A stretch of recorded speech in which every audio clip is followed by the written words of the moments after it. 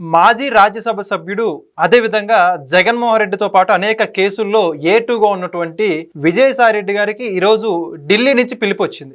ఏదైతే liquor scam Andhra Pradesh సంబంధించి whistle blower గా ఉన్నటువంటి విజయసాయి రెడ్డి ఇప్పటికే సిట్ అధికారుల ముందు ఈ యొక్క ఆంధ్రప్రదేశ్ లిక్కర్ స్కామ్ సంబంధించి రాజ్ కేశ్ రెడ్డి లాంటి ప్రపంచానికి తెలియని అనేక మంది వ్యక్తుల్ని పరిచయం చేశాడు. అయితే ఇప్పుడు తాజాగా ఢిల్లీ ఈడీ నుంచి నోటీసులు వచ్చినటువంటి నేపథ్యంలో 22వ తారీఖు విచారణకి హాజరు కావాల్సింది అందులో పేర్కొన్నారు. మరి ఢిల్లీ ముందు ఏ అంశాలు బయట పెట్టబోతున్నాడు విజయసాయి రెడ్డి, లిక్కర్ స్కామ్ ఏ విధంగా యూటర్న్ తీసుకోబోతుంది లేదా ఎటు విధంగా ముందుకెళ్ళబోతుంది, ఇదే అంశానికి సంబంధించి మరిన్ని విషయాలు తెలుసుకోవడానికి మనతో ఉన్నారు సీనియర్ జర్నలిస్ట్ డివి శ్రీనివాస్ గారు. సార్ నమస్కారం అండి. నమస్తే సార్, ఆంధ్రప్రదేశ్ లిక్కర్ స్కామ్ కి సంబంధించి మాత్రం మంచి ఒక థ్రిల్లర్ లాగా ఉంది ఆంధ్రప్రదేశ్ ప్రజలందరికీ కూడా. అప్పుడు చూసుకుంటేనేమో వరుసగా అరెస్టులు అయ్యాయి. ఎవరైతే యొక్క లిక్కర్ స్కామ్ లో పాత్రదారులు అని చెప్పి చెప్పుకుంటున్నారో బాలాజీ గోవిందప్ప ఎంతో మందిని అరెస్ట్ చేశారు. కానీ ఆ బిగ్ బాస్ దగ్గరికి వెళ్ళేసరికి మాత్రం ఇదిగో అరెస్ట్ అని చెప్పేసి కాలయాపన చేసినటువంటి పరిస్థితి. కానీ ఇప్పుడు ఈ యొక్క ఈడీ ఎంటర్ అయి విజయసాయి రెడ్డికి నోటీసులు ఇచ్చిన నేపథ్యంలో ఇక ఏమాత్రం ఆలస్యం అని చెప్పేసి ఓ పక్క వార్తలు అయితే వస్తున్నాయి. మొత్తానికి ఈడీ నోటీసులు దృష్టిలో ఉంచుకొని మీ యొక్క అభిప్రాయం ఏంటండి లిక్కర్ స్కామ్ గురించి? మళ్ళా పగిలిందా టీవీ ఇవాళ? తాడేపల్లి ప్యాలెస్ లోనో యలహంక ప్యాలెస్ లోనో టీవీలు పగిలాయా? ఓకే, విజయసాయి రెడ్డి ఈ కేసులో మొత్తం ఏది మద్యం కేసు బద్దలు కొట్టిందే విజయసాయి. కర్త కర్మ క్రియ రాజ్ కసిరెడ్డి అని చెప్పాడు. ఇప్పుడు తాను విజిల్ బ్లోయర్ అని కూడా ఒక ట్వీట్ ఏదో చేశాడు. మీరు అన్నారు ఇందాక ఇంట్రోలో కూడా. ఇప్పుడు విజయసాయి రెడ్డి మరి అందులో అతను కూడా ఒక భాగం.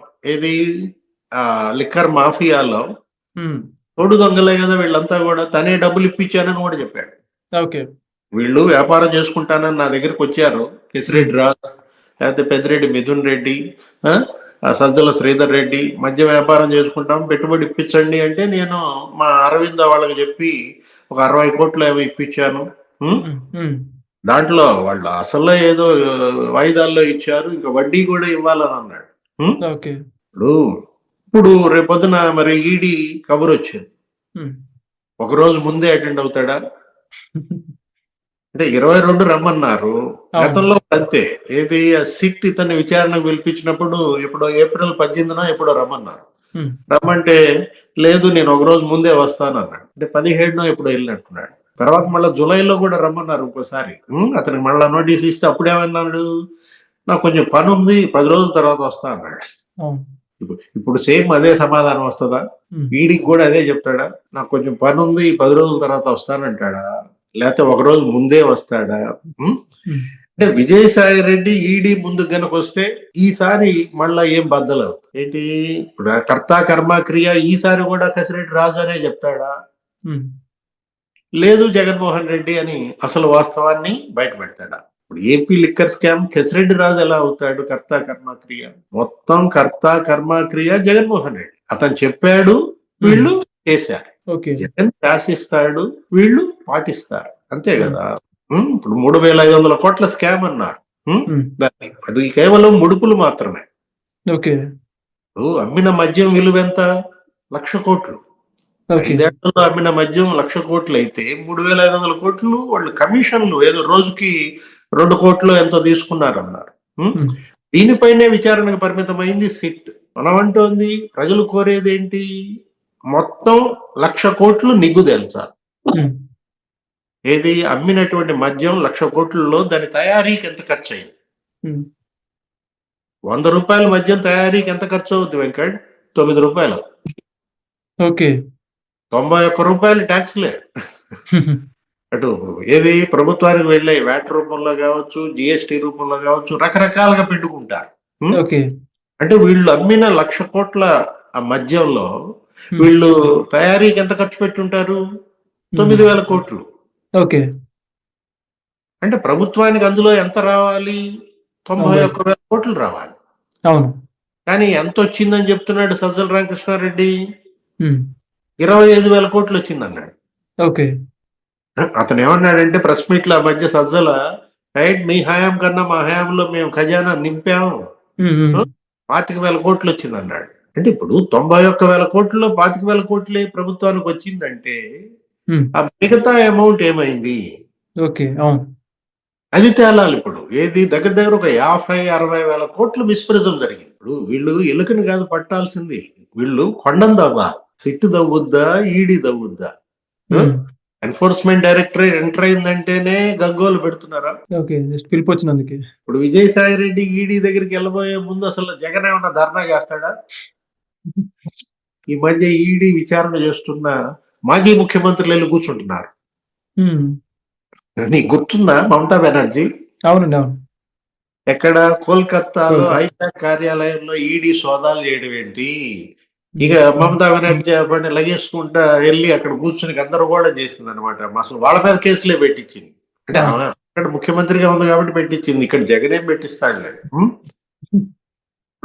ఇతను బయటికి వచ్చినప్పుడు విజయసాయి రెడ్డి ఈడీ ముందు అటెండ్ అయినప్పుడు ఇతను చెప్పే కొత్త నిజాలు ఏమి ఉండబోతున్నాయి, అందరిలోనూ అది ఆసక్తి. గతంలో చెప్పనిది ఇప్పుడు ఇంకా ఏమన్నా చెబుతాడా? ఇప్పుడు మిథున్ రెడ్డికి నెలకు 5 కోట్లు ఇచ్చారని, మరో ఎంపీకి నెలకు 5 కోట్లు ఇచ్చారు కొంతకాలం, తర్వాత ఎగ్గొట్టారని ఇట్లా పంచుకున్నారు వీళ్ళందరూ కూడా. ఏది కమిషన్లని ఒకడు 50 లక్షలు తీసుకున్నాడు అంటే నెలకి, ఒకడు 1 కోటి రూపాయలు తీసుకున్నాడు అంటే నెలకి.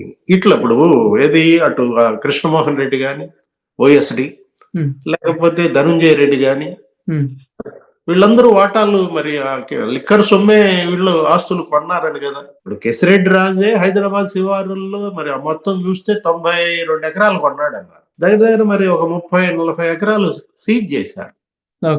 ఇప్పుడు ఈ కేసులో ఇప్పుడు సిట్ వేసినటువంటి ఛార్జ్ షీట్ ఉంది కదా, ఆ ఛార్జ్ షీట్ కనుక మనం చూస్తే 300 పేజీలు ఇచ్చారు ఫస్ట్ ఛార్జ్ షీట్. మేము దగ్గర దగ్గర మరి 62 కోట్లు ఏమో సీజ్ చేశామన్నారు. ఒక 200 మంది సాక్షుల్ని విచారించామన్నారు. ఎంతమందిని అరెస్ట్ చేశారు? 12-13 మందిని అరెస్ట్ చేశారు. ఇప్పుడు అరెస్టులు ఎక్కడితో ఆగాయి నీకు? ఇప్పుడు చెవిరెడ్డి భాస్కర్ రెడ్డి, మిథున్ రెడ్డి, ఇక్కడ ఈ తర్వాత అరెస్టులు బ్రేక్ వచ్చింది. మిథున్ రెడ్డి బెయిల్పై వచ్చాడు. నేనేదో పార్లమెంట్ సమావేశాలకు వెళ్ళాలని, లేకపోతే ఐక్యరాజ్య సమితి మీటింగ్ అని రకరకాలుగా వెళ్ళాడు. ఐక్యరాజ్య సమితికి పోయి అతను ఒక పెద్ద అద్భుతమైన ప్రసంగం చేశాడు, సముద్రపు దొంగల గురించి మాట్లాడుతున్నాడు.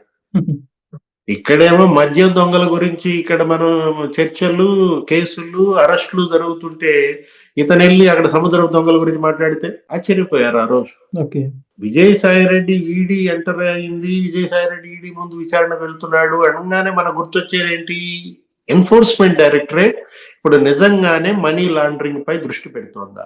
మనీ రూటింగ్, మనీ లాండరింగ్ 2 దశలు.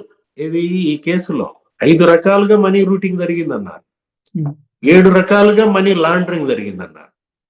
అంటే సినిమాలు తీశారు, లేకపోతే బంగారం కొన్నారు, భూములు కొన్నారు, రియల్ ఎస్టేట్ లో పెట్టారు, విదేశాలకి పంపించారు. డెన్లు బయటపడ్డాయి, క్యాష్ బయటపడింది.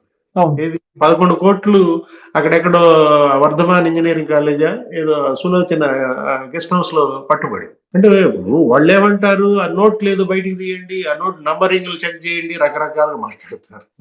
డబ్బు విదేశాలకు ఎంత వెళ్ళేది? ఇది ఏపీ ప్రజల డబ్బు, వాళ్ళ రక్తం.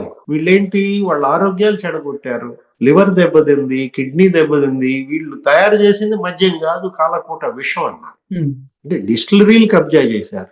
చివరికి ఎంత తెగబడ్డారంటే వీళ్ళే తయారు చేశారు మద్యం, ఏది నాసిరకం మద్యం, ఆ విషం, అది ప్రజలతో తాగిచ్చారు. వాళ్ళ ఆరోగ్యాలన్నీ దెబ్బతిన్నాయి. ప్రజారోగ్యానికి సంబంధించిన అంశం అనమాట ఇది. 40% కిడ్నీలు దెబ్బతిన్నాయి అన్నారు, 50% లివర్ దెబ్బతిందన్నారు. ఒక జిల్లాలోనే దగ్గర దగ్గర 7,000 మంది చనిపోయారని ఆరోగ్యశ్రీ రిపోర్ట్ వచ్చింది. ఈ మద్యం దాగి అంటే ఒక జిల్లాలో 7,000 మంది అంటే మరి 13 ఉమ్మడి జిల్లాల్లో మనం లెక్కేసుకుంటే 90,000 మంది అక్కడే కనపడుతున్నారు. ఆ రోజు పురంధేశ్వరి లేకపోతే చంద్రబాబు వీళ్ళందరూ ఏమని లేఖలు రాశారు, ఈ మద్యం దాగి 30,000 మంది చనిపోయారన్నారు. అంటే వేలాది మంది మృత్యువాతకి గురైనటువంటి ఈ మద్యం, దీనిపైన ఎటువంటి ఉదాసీనత క్షంతవ్యం కాదనమాట. ఈడీ ఎంటర్ అయింది అనగానే ప్రజల్లో కూడా ఒక రకంగా ఇప్పుడు ఒక ధీమా, ఏంటి న్యాయం జరుగుద్ది, ఈ డబ్బు బయటకు వస్తుంది. ఇప్పుడు దుబాయ్కి ఎంత వెళ్ళాయి, యునైటెడ్ అరబ్ ఎమిరేట్స్ లో డెన్ ఉందన్నారు, వీళ్ళందరూ అక్కడ ప్లాట్లు కొన్నారన్నారు, వీళ్ళకి అక్కడ గోల్డెన్ వీసాలు ఇచ్చారు. ఎవరు? ఆ తూకేకుల కిరణ్ కుమార్ రెడ్డి. ఇదంతా మనం బయట పెట్టాడు కదా. అతను ఎవరు? ఆ ప్రవీణ్ అనే అతను, ప్రసాద్ ప్రవీణ్, అతను ఎవరు? ఆ తాడేపల్లి డెన్ ఇన్ఛార్జ్ ప్రత్యూష్. ఏమని చెప్పాడు? నేను, చెవిరెడ్డి, భాస్కర్ రెడ్డి, వెంకటేష్ నాయుడు ముగ్గురు మేము టాంజానియాలో తిరిగామన్నాడు. అక్కడ లాడ్జిలో మేము ఉన్నామని చెప్పాడు. వారం రోజులు నేను వాళ్ళతో పాటు లాడ్జిలో ఉన్నాను, చెవిరెడ్డి భాస్కర్ రెడ్డి ఉన్నాడు, నాతో పాటు వెంకటేష్ నాయుడు ఉన్నాడు. మేము అక్కడంతా తిరిగి ఏదో ఇనప శుద్ధి కర్మాగారం పెడదాం అనుకున్నాం, స్టీల్ ప్లాంట్ పెడదాం అనుకున్నాం, జాంబియా వెళ్ళాం, అక్కడ ఏదో ఫుడ్ ప్రాసెసింగ్ ఇండస్ట్రీస్ పెడదాం అనుకున్నాం. అంటే 2014-19 మధ్య ఆఫ్రికా దేశాల్లో ఎవరెవరు పర్యటించారు ఈ నాయకులు? చెవిరెడ్డి భాస్కర్ రెడ్డి ఎన్నిమాట వెళ్ళాడు, మిథున్ రెడ్డి ఎన్నిమాట వెళ్ళాడు, పెద్దిరెడ్డి రామచంద్రారెడ్డి కుటుంబానికి ఆఫ్రికా దేశాలకు ఉన్నటువంటి వ్యాపారం ఏంటి? మిథున్ రెడ్డి నిన్న ఒకటి కొత్తగా బయటకు వచ్చింది, ఆయన ఆస్తులు 500% పెరిగినాయి. ఒక ఎంపీగా ఉన్నటువంటి వ్యక్తి 5 ఏళ్లలో 500% ఆస్తులు ఎలా పెరిగాయి? ఎక్కడ 20 కోట్లు, ఎక్కడ 140 కోట్లు? ఇది కేవలం మార్కెట్ వాల్యూనే. అసలు వాటి అసలు విలువ ఎంత? 140 కోట్ల, 1400 కోట్ల? వీళ్ళందరి ఆస్తుల పైన విచారణ జరపాలి. విదేశాలకు తరలి వెళ్ళినటువంటి ఆ డబ్బును మళ్ళా వెనక్కి తెప్పించాలి. ఈ బాధ్యత ఎవరిది?